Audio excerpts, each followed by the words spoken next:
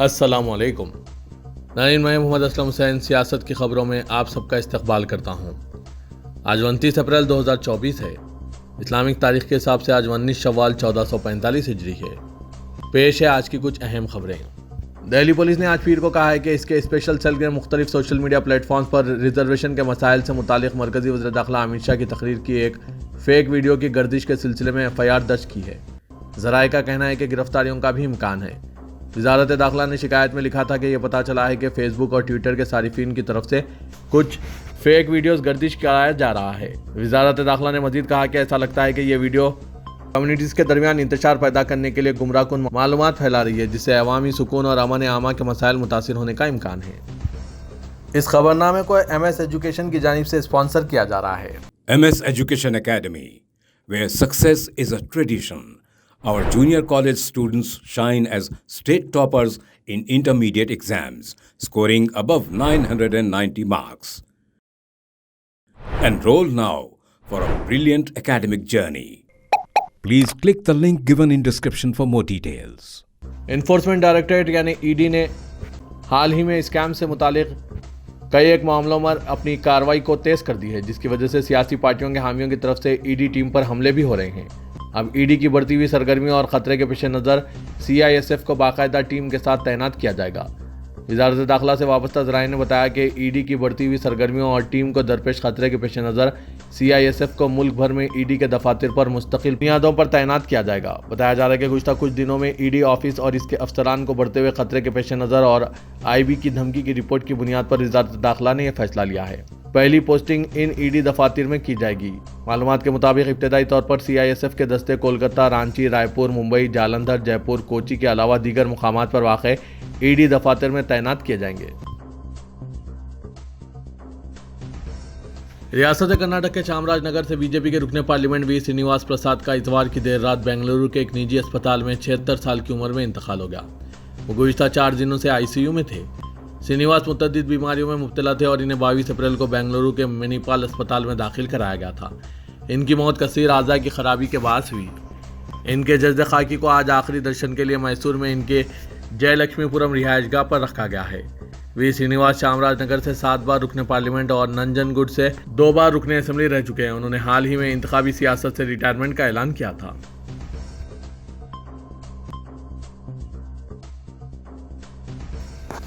Lok Sabha election के पहले 2 मरहलों में वोटिंग फीसद में गैरमामूली कमी ने अवाम ही नहीं सियासतदानों को भी कंफ्यूज कर रख दिया है। इसकी वजह से कहीं फिक्रमंदी है तो कहीं उम्मीद जाग उठी है।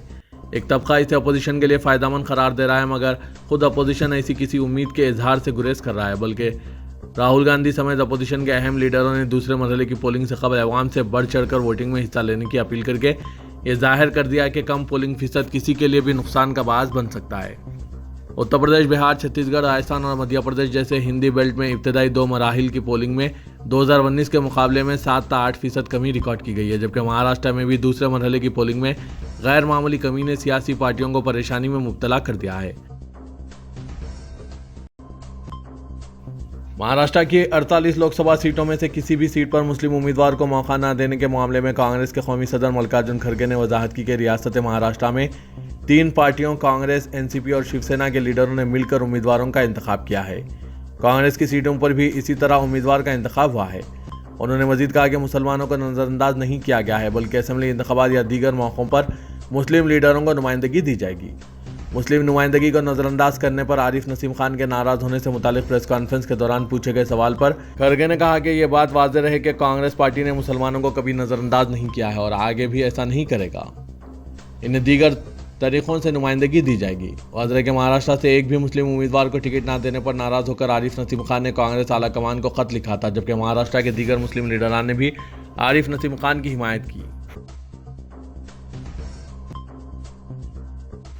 वोटिंग के दिन अक्सर इंतखाबी फहरिस्त से नाम गायब होने की शिकायतें मिलती है। इसके लिए ज़रूरी है कि इंतखाबी फहरिस्त में नामों का बर वक्त इंतराज करवाया जाए और जब वोटर लिस्ट की तैयारी का अमल जारी हो तभी ये यकीनी भी बनाया जाए कि नाम मौजूद है या नहीं। इस ज़िम्मन में बेदार रहने के लिए अपीलें अक्सर की जाती हैं, मगर कल्याण के चंद नौजवानों ने महज अपील पर इक्तफा ना करते हुए यह फैसला किया कि वो खुद इसके लिए सरगर्म होंगे और उन्होंने जगह जगह हेल्प डेस्क लगाकर महज 38 दिनों में 19,000 अफराद के नामों का इंदराज वोटर लिस्ट में करवाया। नौजवानों के इस ग्रुप ने यह मुहिम 8 रमजान मुबारक को शुरू की। उन्होंने न सिर्फ बेदारी मुहिम चलाई बल्कि वजात खुद लोगों के घरों तक पहुंचकर इनका नाम ऑनलाइन तरीके से दर्ज भी करवाए। शहर और अतराफ के मुख्तलिफ इलाकों में कुल 20 मुकामात पर हेल्प डेस्क के जरिए ये नौजवान 19,000 ऐसे अफराद के नामों का इंदराज करवाने में कामयाब हुए जिनके नाम वोटर लिस्ट में नहीं थे।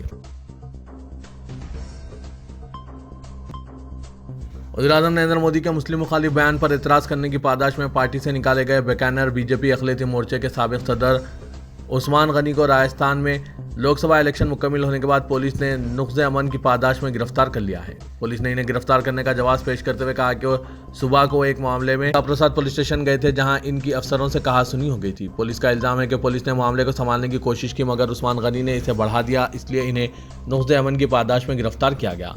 वज़ीर-ए-आज़म ने बांसवाड़ा में बीजेपी की रैली से खिताब करते हुए मुसलमानों के लिए दरअंदाज और ज़्यादा बच्चे पैदा करने वाले जैसे अल्फाज इस्तेमाल करते हुए हिंदुओं को डराया था कि अगर कांग्रेस इख्तिदार में आ गई तो वो दरअंदाजों और ज़्यादा बच्चे पैदा करने वालों में दौलत तकसीम कर देगी।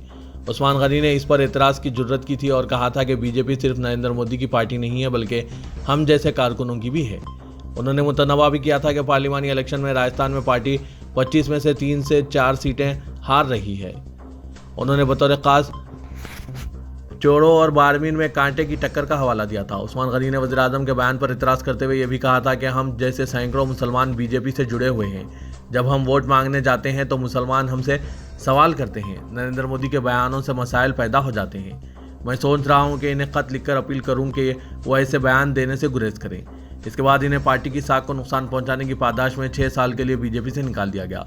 उस्मान गनी बीजेपी की तलबा तंजीम ABVP से वाबस्ता रहने के बाद 2005 में बीजेपी में शामिल हुए थे। वो बैकानर बीजेपी अक़लियती मोर्चे का सदर बनने से कबल पार्टी के कई अहम ओहदों पर फायज रहे। इलेक्शन कमीशन ऑफ इंडिया ने सदर कुल हिंद मजलिस इत्तेहादुल मुस्लिमीन असदुद्दीन ओवैसी और अपना दल के सदर दिलीप पटेल को 3 दिन कबल वाराणसी में एक जलसे आम के दौरान मुबैना फ़िरक़े वाराना बयानात देने के लिए नोटिसें जारी की है। बीजेपी के लीगल सेल ने असदुद्दीन ओवैसी और दिलीप पटेल के खिलाफ 25 अप्रैल को एक जलसे में इश्तियाल अंगेज़ तकारीर के जरिए मजहबी जज्बात को मजरू करने के इल्ज़ाम में एक शिकायत दर्ज कराई है। इब्तदाई तहक़ीक़ात के बाद इलेक्शन कमीशन ने दोनों कायदीन को नोटिस जारी की है। वाराणसी में PDM न्याय मोर्चे के जलसे आम में असदुद्दीन ओवैसी और अपना दल के कायदीन ने वज़ीर-ए-आज़म नरेंद्र मोदी, SP सरबराह अखिलेश यादव, बहुजन समाज पार्टी और दीगर जमातों पर शदीद तनकीद की थी। ओवैसी ने इल्ज़ाम लगाया था कि मुख्तार अंसारी को जेल में जहर दिया गया। उन्होंने अंसारी को एक शहीद करार दिया और कहा कि शहीद कभी नहीं मरते। उन्होंने ये भी कहा था कि अंसारी को सिक्योरिटी फराहम करना बीजेपी हुकूमत की जिम्मेदारी थी लेकिन वो नाकाम रही। उन्होंने ये भी कहा कि वज़ीर-ए-आज़म मोदी की सिर्फ एक गारंटी है और वो मुसलमानों से नफरत है। बीजेपी लीगल सेल के ओहदेदार सुशांक शेखर त्रिपाठी ने इन बयानात के खिलाफ शिकायत की है। त्रिपाठी ने कहा कि वज़ीर-ए-आज़म मोदी पर झूठे इल्ज़ाम लगाए गए, ये मुसलमानों की राय बदलने की एक चाल है और इंतखाबी ज़ाब्ता अखलाक के खिलाफ वर्जी है। त्रिपाठी की शिकायत पर डिप्टी कलेक्टर नीरज पांडे ने कहा कि तकारीर के वीडियोज़ देखने के बाद दोनों कायदीन को नोटिसें जारी की गई है। लोकसभा इंतखाबात से कबल कांग्रेस को इस वक्त एक धक्का लगा जब senior leader Arvind Singh Lovely party की दिल्ली यूनिट के सदर की हैसियत से मुस्तफ़ी हो गए। उन्होंने इसके लिए आम आदमी पार्टी के साथ इत्तेहाद को वजह बताया। उन्होंने कहा कि दिल्ली यूनिट इत्तेहाद के खिलाफ था लेकिन पार्टी हाईकमान ने इत्तेहाद किया। सदर कांग्रेस मल्लिकार्जुन खड़गे को इस्तीफा रवाना करते हुए लोली ने यह भी कहा कि वो माजूर महसूस कर रहे हैं क्योंकि दिल्ली यूनिट के सीनियर कायदीन के तमाम मुतफ़िक़ा फैसलों को AICC से दिल्ली के इंचार्ज दीपक बबरिया वेटो कर रहे हैं। दिल्ली के साबिक़ वज़ीर और AICC रुकन राजकुमार चौहान ने हाल ही में दीपक से इख्तिलाफ़ात के बाद इस्तीफ़ा दिया था। इस पर रद्दअमल ज़ाहिर करते हुए दिल्ली BJP ने कहा कि यह धमाका उस वक्त शुरू हुआ जब कांग्रेस ने उम्मीदवारों का ऐलान शुरू किया। दस्तूर का तहफ़्फ़ुज़ हर हिंदुस्तानी की जिम्मेदारी है। मुल्क का दस्तूर आज खतरे में है। इन ख़यालात का इज़हार तेलंगाना जनता समिति के रियासती सदर प्रोफेसर कोदंडराम ने किया। वह गुज़िश्ता शाम मुस्तक़िर महबूबनगर के MBC चर्च ग्राउंड में मुनक़िदा एक बड़े जलसे आम से मुखातिब थे। इसका एहतमाम दस्तूर बचाओ देश बचाओ कमेटी महबूबनगर ने किया था। उन्होंने कहा कि डॉक्टर बाबा साहब अम्बेडकर का बनाया हुआ कानून आज खतरे में है। मौजूदा हुकूमत इसको तबाह करने के दर पे है। ऐसे संगीन हालात में हमारी खामोशी से बड़ा नुकसान यकीनी है। आज लोकसभा इंतखाबात में एक तरफ वोटों के लिए मजहबी मुनाफरत फैलाने वाले अलल ऐलान दस्तूर में तब्दीली की बात करने वाले मैदान में हैं, तो दूसरी तरफ मुल्क को जोड़ने दस्तूर की हिफाजत और तबक़ात के बीच मसावात का ऐलान करने वाले भी मैदान में हैं। सबक सिखाना आपके हाथ में है। महंगाई आसमान को छू रही है। ज़रूरी अशिया आम आदमी की पहुँच से बाहर है। मरकज़ GST के ज़रिए 58 लाख करोड़ की आमदनी हासिल कर रहा है जिसमें सिर्फ 6.5% गुरबा के लिए मख्तस है। उन्होंने बरहम होते हुए कहा कि बेरोजगारी के फीसद में ज़बरदस्त इजाफा हुआ है, जबकि बीजेपी कॉरपोरेट इदारों की सरपरस्ती कर रही है। आपको शऊर के साथ वोट का इस्तेमाल करना चाहिए। उन्होंने कहा कि इंडिया अलायंस दस्तूर और मुल्क की हिफाजत के लिए कमरबस्ता है, आप इसको मजबूत कीजिए। इस मौके पर न्यूज़ एडिटर सियासत जनाब आमिर अली खान ने अपनी मुख्तसर लेकिन जामे खिताब में ज़ेरी मशवरे से नवाजा। उन्होंने कहा कि आज फैसला कर लें कि 13 में हमारे लिए एक तारीखी दिन होगा। इस दिन सेकुलरिज्म की बका, मुल्क की सालिमियत, दस्तूर की हिफाजत, इख्वत और भाईचारगी का फ़रोग़ का फैसला हमें करना है। ख़ानदान का और हर घर का कोई वोट ज़ाया ना हो। जिस तरह इबादत की अदायगी के लिए हम मस्जिद, मंदिर, चर्च और गिरजाघरों को जाते हैं, इसी तरह घरों से निकलकर पोलिंग मराकिज़ जाना होगा और अपने वोट को इस्तेमाल करना होगा। जिस तरह दुनिया भर में चार मीनार की शिनाख्त है, इसी तरह मुल्क की शिनाख्त SC, ST, BC और हिंदू, मुस्लिम, सिख, ईसाई के तौर पर होती है। आज हमारा इत्तेहाद वाज़े करता है कि अवाम दुश्मन हुकूमत का खात्मा यकीनी है। RSS के सरबराह मोहन भगवत ने कहा है कि RSS इसके क़याम से रिजर्वेशन की हिमायत में रहा है। मोहन भगवत ने शहर हैदराबाद के नवाही इलाके नादरगुल के विद्या भारती विज्ञान स्कूल में मुनक़िदा एक तकरीब में यह तबसरा किया। इनका यह तबसरा एक ऐसे वक्त सामने आया जब कांग्रेस ने दावा किया कि बीजेपी मुल्क में रिजर्वेशन को ख़त्म करना चाहती है। RSS सरबराह ने कहा कि गुज़िश्ता साल नागपुर में यह कहा गया था कि रिजर्वेशन को बरकरार रखा जाए क्योंकि समाज में इम्तियाज़ है। मोहन भगवत ने कहा कि संघ परिवार मखसूस तबक़ात को रिजर्वेशन देने का कभी भी मुखालिफ नहीं रहा। उन्होंने कहा कि एक वीडियो सोशल मीडिया के प्लेटफॉर्म्स पर गश्त करवाया जा रहा है जिसमें यह दावा किया जा रहा है कि संघ परिवार रिजर्वेशन के खिलाफ हैं। ये बात बिल्कुल झूठ है और इस गुमराहकुन वीडियो के जरिए किए जाने वाले दावे मुकम्मल तौर पर बेबुनियाद है। तेलंगाना में लोकसभा इंतखाबात के लिए 17 नशिस्तों में पर्चेजात नामजदगी के अदखाल का मरहला मुकम्मल हो चुका है। इंतखाबी मुहिम के हकीकी मायनों में आगाज़ के साथ ही तेलंगाना में इंतखाबी मंजर तब्दील होता दिखाई दे रहा है। पर्चा नामजदगी के मरहले से कबल बेशतर नशिस्तों पर कांग्रेस और बीजेपी के दरमियान रास मुकाबला दिखाई दे रहा था, लेकिन पर्चा नामजदगी के मरहले की तकमील तक BRS भी इंतखाबी मैदान में दिखाई दे रही है। आमतौर पर उम्मीदवारों के ऐलान के बाद ही राय दहिंदे अपना फैसला करते हैं, लिहाजा तेलंगाना में असल मुकाबला कांग्रेस, बीजेपी और BRS के दरमियान दिखाई दे रहा है। बाज़ अरकान असेंबली और सीनियर कायदीन की कांग्रेस में शमूलियत के बाद महसूस हो रहा था कि BRS इंतखाबी मैदान में पीछे रह जाएगी, लेकिन तब्दील शुदा सियासी हालात में BRS ने दोबारा बाज़ हल्कों में अपना मौक़िफ़ मुस्तहकम कर लिया है और दो रुखी मुकाबले के बजाय सह रुखी मुकाबला दिखाई दे रहा है। सदर BRS और साबिक़ चीफ मिनिस्टर के चंद्रशेखर राव के रोड शोज़ और बस यात्रा ने BRS को दोबारा इंतखाबी मैदान में ला खड़ा किया है। गुज़िश्ता दिनों कांग्रेस, बीजेपी और BRS ने जो सर्वे किया था, इसमें कई चौंका देने वाले इंकशाफात सामने आए हैं। बताया जा रहा है कि कांग्रेस पार्टी के दाखिली सर्वे में 6 से 8 नशिस्तों पर मजबूत मौक़िफ़ की पेशकशी की गई, जबकि पार्टी 14 नशिस्तों पर कामयाबी का दावा कर रही है। बीजेपी जो गुज़िश्ता दिनों तक 3 से 4 नशिस्तों पर कामयाबी के बारे में पुरुमीद थी, ताज़ा तरीन सर्वे में 6 नशिस्तों पर मजबूत मौक़िफ़ का इंकशाफ हुआ है। BRS जिसके बारे में महज 2 नशिस्तों की पेशकशी की जा रही थी, वो 6 लोकसभा नशिस्तों पर मजबूत मुकाबले के मौक़िफ़ में है। बताया जा रहा है कि बीजेपी आदिलाबाद, करीमनगर, निज़ामाबाद, मलकाजगिरी, सिकंदराबाद, महबूबनगर और भोंगीर पर तवज्जो मरकूज़ कर चुकी है और पार्टी को उम्मीद है कि कम से कम 6 नशिस्तें इसे हासिल होगी और गुज़िश्ता के मुकाबले में 2 नशिस्तों का इजाफा होगा। BRS को मेदक, चवेड़ला, वरंगल, महबूबाबाद, ज़हीराबाद और नागर कर्नूल में बेहतर मुजाहिरे की उम्मीद है। तेलंगाना के वज़ीर आला रेवंत रेड्डी ने इल्ज़ाम आयद किया कि बीजेपी मुल्क में SC, ST और OBC तहफ़्फ़ुज़ात ख़त्म करने की साजिश कर रही है। बीजेपी को वोट तहफ़्फ़ुज़ात के खात्मे में मददगार साबित होगा। चीफ मिनिस्टर आज एलबी नगर और मलकाजगिरी में रोड शो करके कांग्रेस की इंतखाबी मुहिम में हिस्सा लिया। उन्होंने पार्टी उम्मीदवार सुनीता महिंदर रेड्डी को भारी अक्सरियत से कामयाब बनाने की अपील की। रोड शो में हज़ारों अवाम शरीक थे।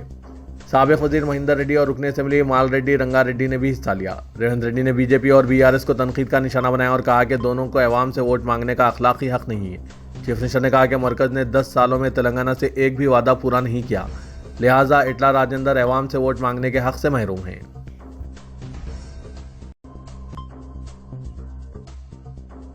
BRS के कारगुजार सदर तारक रामाराव ने कहा है कि हैदराबाद को मुश्तरका दारुलहुकूमत मरकज़ के ज़ेर इंतज़ाम इलाका बनाने और हल्कों की नई हदबंदी में कोई नाइंसाफ़ी होती है तो इसको रोकने की ताकत सिर्फ BRS पार्टी के पास है। इसलिए लोकसभा इंतखाबात में BRS पार्टी के ज़्यादा से ज़्यादा उम्मीदवार कामयाब होते हैं तो तेलंगाना के मफाद को मुतासिर करने वाले मरकज़ी हुकूमत के हर फैसले में BRS रुकावट बनेगी। KTR ने वेमलावाड़ा असेंबली हल्के के बूथ कमेटी अरकान के इजलास से खिताब करते हुए ये बात कही।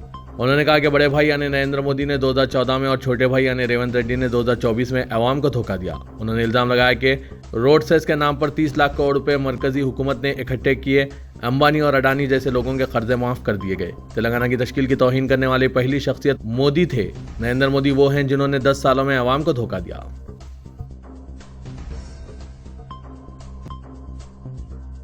हैदराबाद के कमिश्नर पुलिस श्रीनिवास रेड्डी ने कहा कि इलेक्शन कमीशन ऑफ इंडिया के अहकाम के मुताबिक दोनों शहरों में रायदही के पुरअमन इनेकाद को यकीनी बनाने के इकदाम किए जाएंगे। शराब और रुकूमात के गैर मिजाज मुंतकली को रोकने के लिए मौसर इंतजाम किए जा चुके हैं। इस सिलसिले में उन्होंने रिपोर्ट पेश की। कमिश्नर श्रीनिवास रेड्डी ने इलेक्शन कमीशन के ओहदेदारों के इजलास से खिताब करते हुए पुलिस की जानिब से किए जा रहे इकदाम के बारे में बताया और कहा कि हसास पोलिंग मराकिज पर मरकज के नीम फौजी दस्तों को तैनात किया जाएगा। DRS सेंटर्स और स्ट्रांग रूम्स पर भी सख्त सिक्योरिटी फराहम की जाएगी। इस सिक्योरिटी की जिम्मेदारी CRPF के जवानों को तफवीज़ की जाएगी। इजलास में GHMC कमिश्नर रोनाल्ड रोज, इलेक्शन कमीशन के मुवस्सिरीन डॉक्टर सरोज कुमार, अमित शुक्ला, S निथल कमरन, जिला कलेक्टर हैदराबाद अनुदीप और दूसरे मौजूद थे। विश्व हिंदू परिषद ने अयोध्या में राम जन्मभूमि तकारीब की तौहीन करने के इल्जाम लगाते हुए सदर BRS के चंद्रशेखर राव के खिलाफ कार्रवाई करने का CEO तेलंगाना से मुतालबा किया। अपनी शिकायत में विश्व हिंदू परिषद के जिम्मेदारों ने KCR पर इंतखाबी मुहिम में हिस्सा लेने पर पाबंदी आयद करने का मुतालबा किया। वाजरे के 25 अप्रैल को भोंगिर में रोड शो से खिताब करते हुए BRS सदर KCR ने कहा कि चावल भेजने, तीरथ प्रसाद की तकसीम और तौहीन आमेज बातें करके हिंदुओं के जज्बात को ठेस पहुंचाई है। VHP ने KCR के खिलाफ कानूनी कार्रवाई करने का मुतालबा किया।